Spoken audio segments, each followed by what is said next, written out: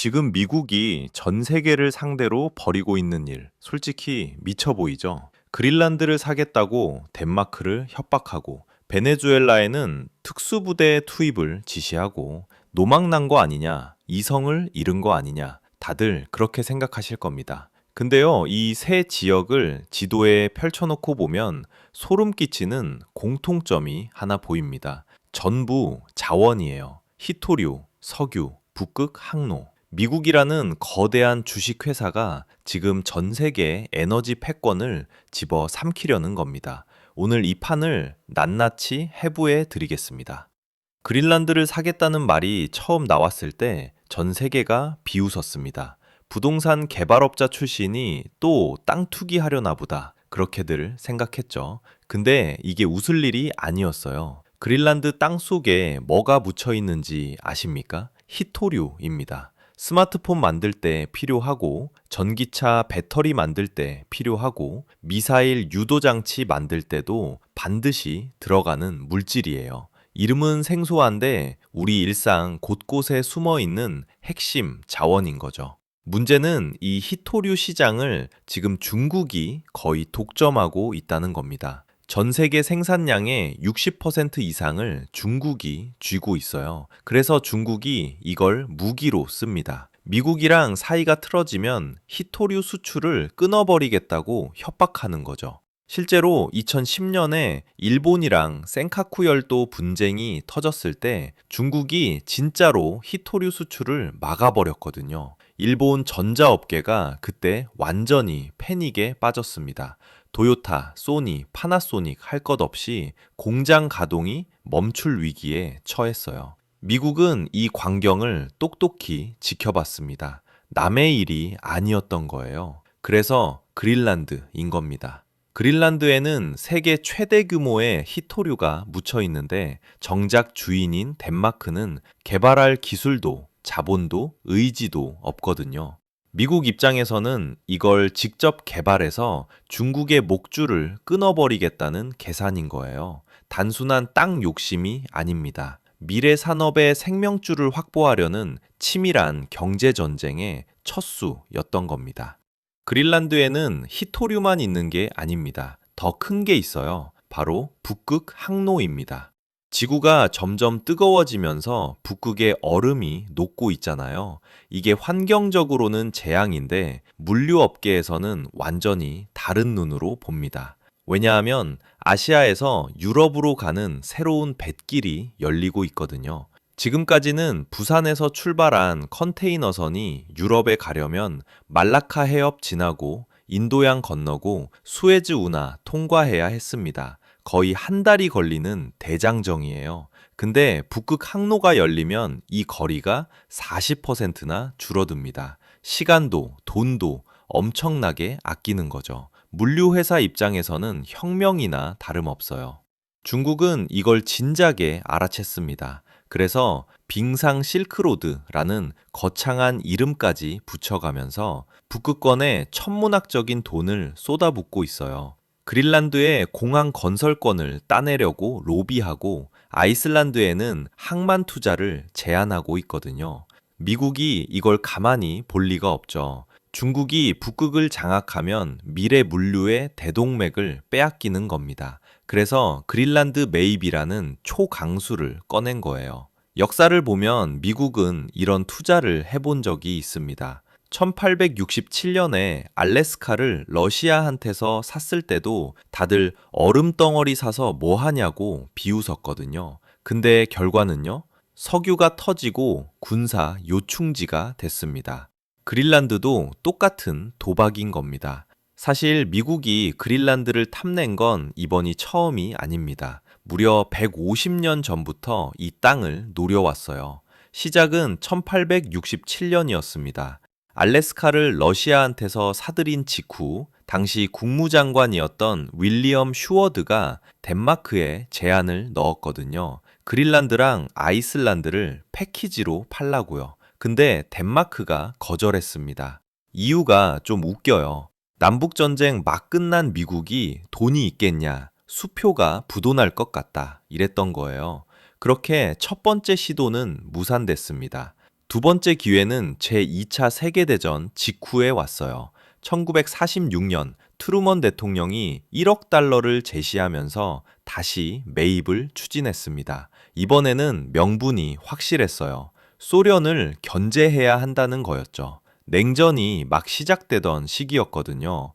북극을 사이에 두고 미국과 소련이 대치하는 상황에서 그린란드는 전략적 요충지였습니다.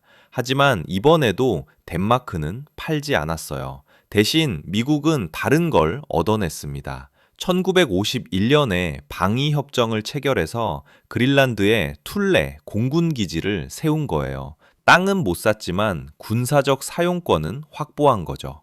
그 후로 냉전이 끝나면서 북극에 대한 관심이 시들해졌습니다. 한동안 아무도 그린란드 얘기를 안 했어요. 그러다 최근 상황이 바뀌었습니다. 중국이 북극에 진출하고 러시아가 북극 군사력을 강화하면서 미국이 다시 긴장하기 시작한 거예요. 150년 묵은 카드가 다시 테이블 위에 올라온 겁니다. 미국이 그린란드를 사겠다고 압박하자 덴마크는 당연히 발끈했습니다. 유럽 국가들도 한 목소리로 비난했고요. 그린란드는 팔 물건이 아니다. 제국주의 시대도 아니고 무슨 소리냐 이런 반응이었죠. 근데요, 말만 강하지 실제로 미국을 막을 수단이 있느냐고 물으면 대답이 궁해집니다. 나토 조약이 있지 않냐고요. 여기서 무서운 사실 하나 알려드릴게요. 나토 조약 제5조는 회원국이 외부로부터 공격받으면 다 같이 대응한다는 집단 방위 조항입니다. 근데 이게 회원국끼리의 충돌에는 적용이 안 돼요.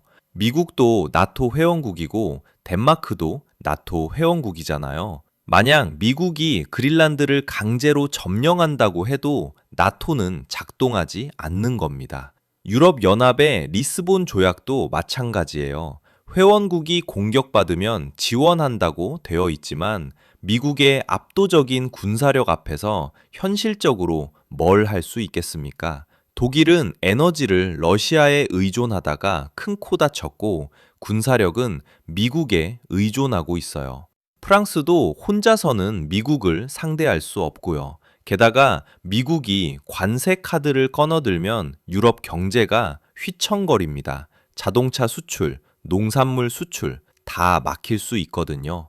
결국 유럽은 항의는 하지만 실질적인 제재는 못하는 상황인 거예요. 이번 사태가 보여주는 건 명확합니다. 동맹이라는 게 이익 앞에서는 종이장이라는 거예요. 각자 도생의 시대가 열린 겁니다. 그린란드가 미래를 위한 투자라면 이란과 베네수엘라는 지금 당장의 싸움입니다. 현재 진행형 에너지 전쟁이에요. 미국 정부가 이 두 나라를 최대 압박 대상으로 지정한 이유, 뭐라고 생각하세요? 독재 정권이라서? 인권 탄압이 심해서? 물론 그런 명분도 있죠.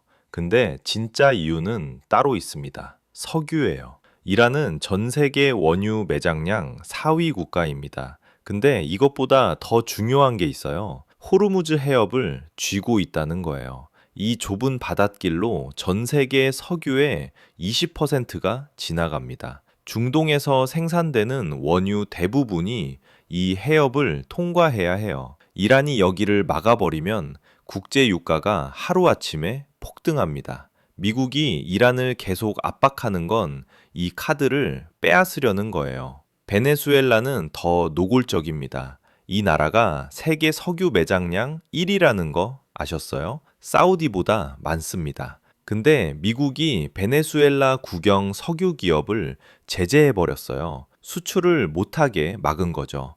표면적으로는 마두로 독재 정권을 압박한다고 했지만 결과적으로 글로벌 석유 시장에서 경쟁자 하나를 퇴장시킨 겁니다. 베네수엘라 원유가 시장에 못 나오면 누가 이득일까요? 당연히 미국 석유 기업들이죠. 이건 우연이 아닙니다. 철저하게 계산된 에너지 전쟁인 거예요. 여기서 한 가지 의문이 생깁니다. 미국이 왜 이렇게 석유에 집착하는 걸까요? 미국은 이미 셰일 혁명으로 세계 최대 산유국이 됐잖아요. 석유가 넘쳐나는데 왜 남의 나라 석유까지 신경 쓰는 걸까요?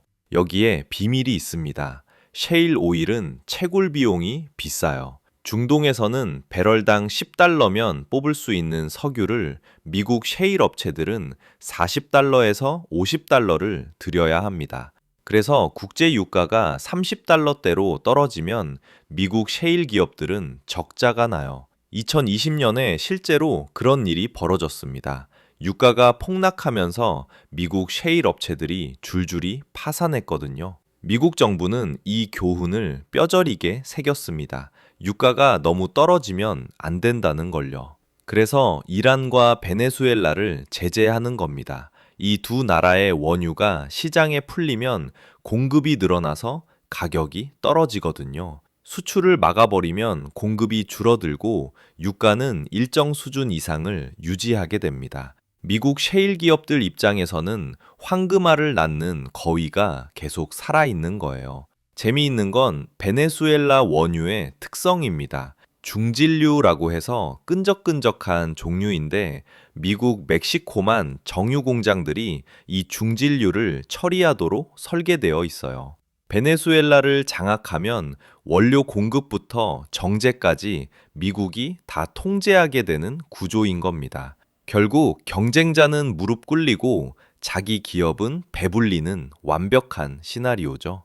자, 여기까지 보면 이런 생각이 드실 겁니다. 목표는 알겠는데 왜 저렇게 막 나가는 걸까?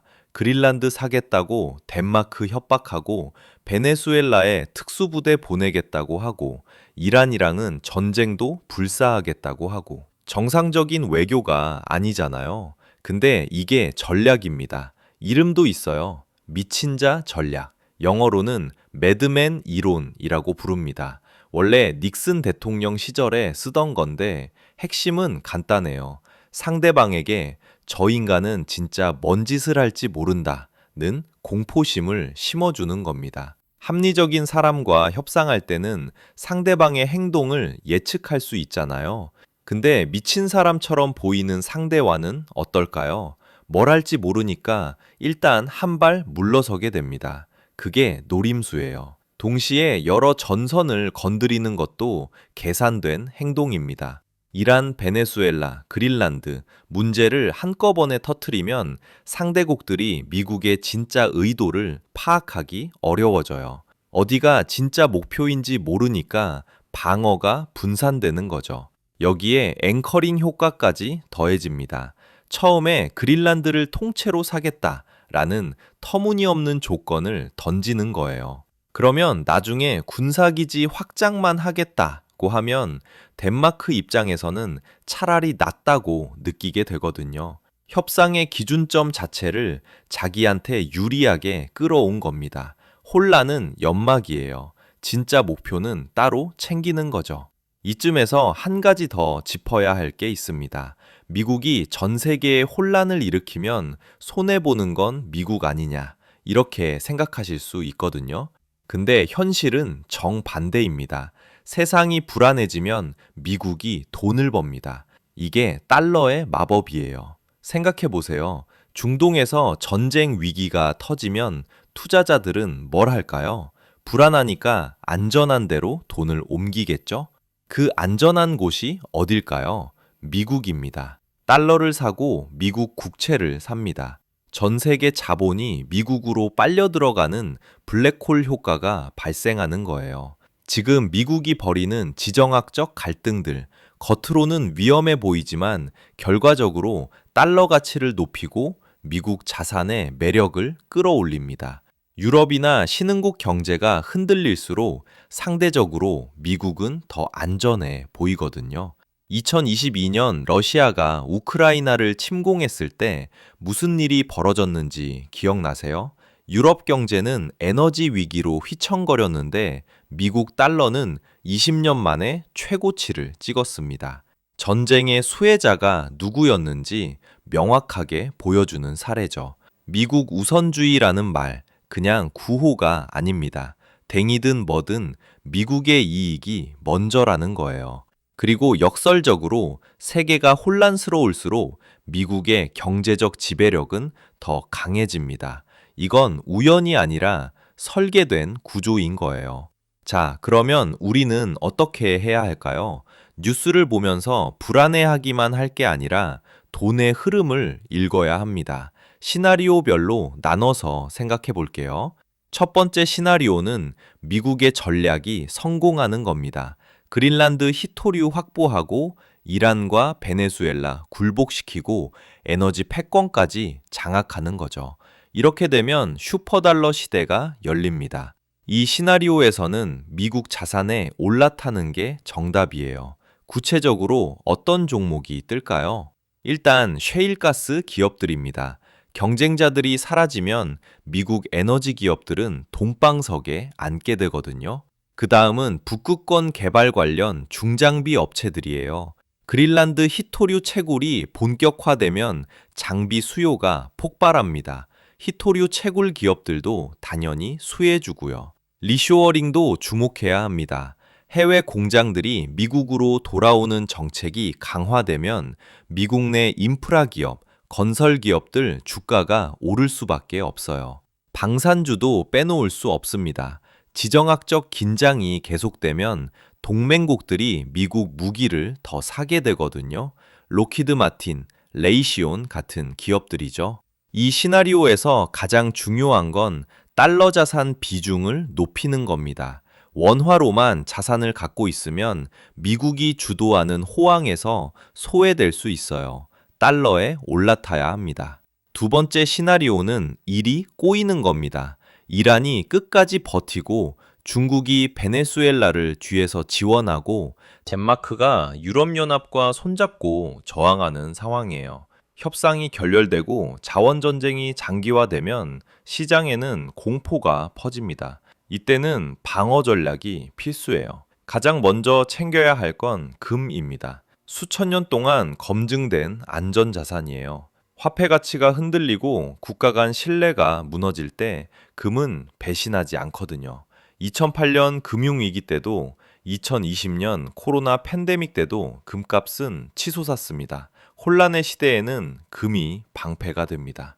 비트코인도 고려해 볼 만해요. 국가 간 제재가 일상화되고 송금이 막히는 상황이 오면 정부 통제를 받지 않는 디지털 자산의 매력이 올라갑니다.